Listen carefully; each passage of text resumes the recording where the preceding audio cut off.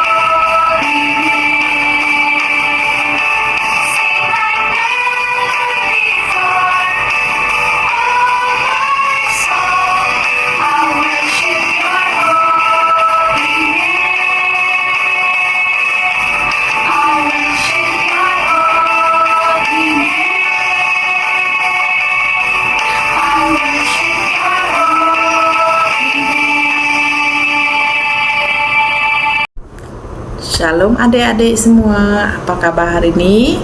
Semestinya ajaib, hebat, luar biasa.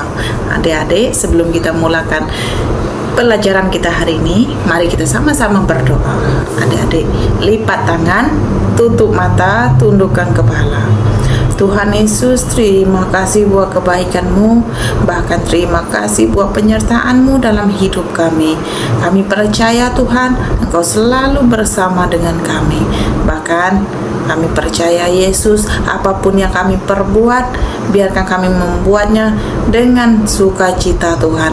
Bahkan biarkan kami terus memuji dan memuliakan nama Tuhan Yesus dalam setiap kehidupan kami. Terima kasih Bapa yang baik, di dalam nama Tuhan Yesus kami sudah berdoa. Haleluya, amin. Oke adik-adik, hari ini kita akan belajar.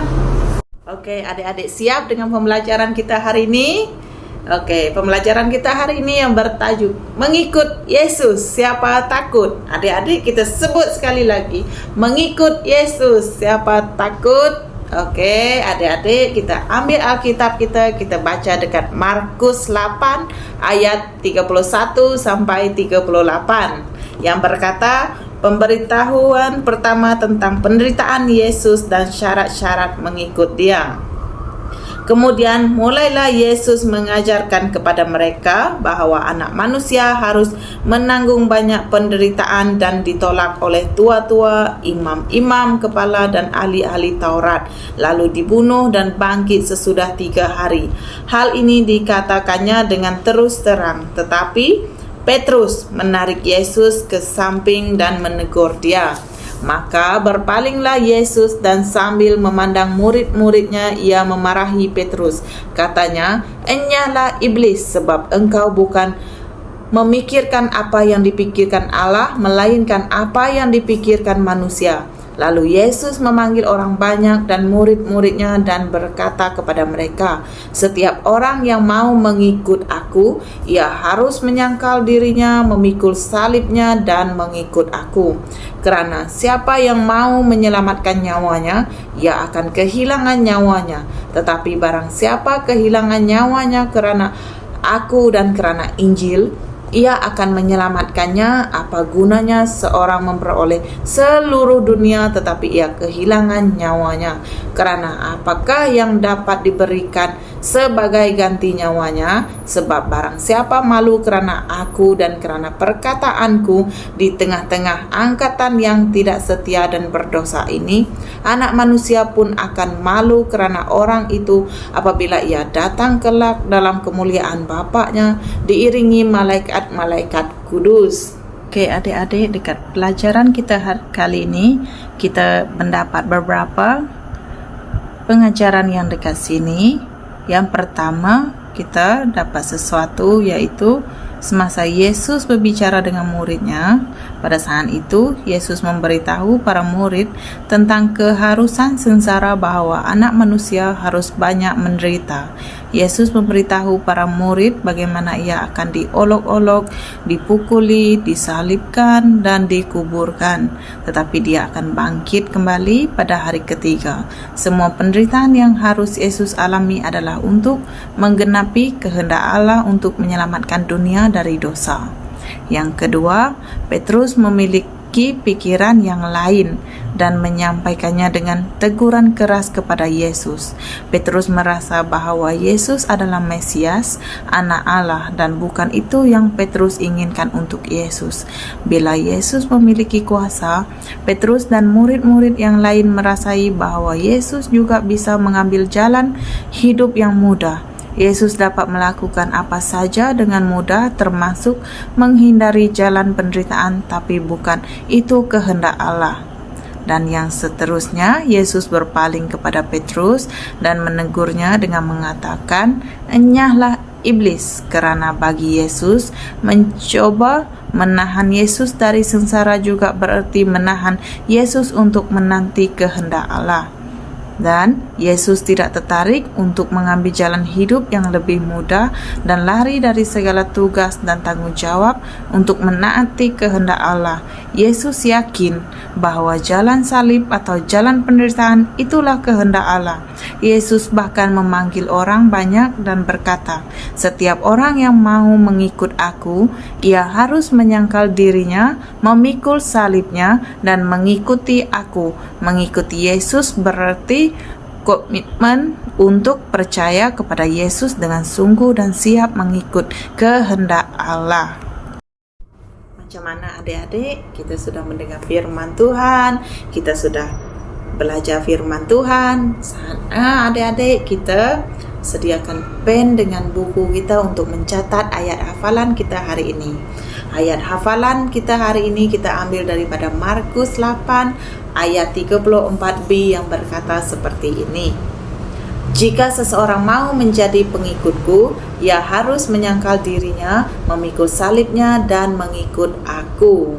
Oke adik-adik, kita sudah sampai ke ujung rancangan kita. Mari kita sama berdoa. Tuhan Yesus, terima kasih buat kebaikan-Mu ya Bapa. Terima kasih buat pembelajaran hari ini Tuhan. Kami mau terus mengikuti Yesus sampai bila-bila. Terima kasih ya Bapa. Hanya nama Yesus kami tinggikan, kami muliakan. Di dalam nama Yesus kami sudah berdoa. Haleluya. Amin. Oke adik-adik, kita sudah sampai ke ujung rancangan kita. Bye-bye adik-adik. Jumpa minggu hadapan. God bless.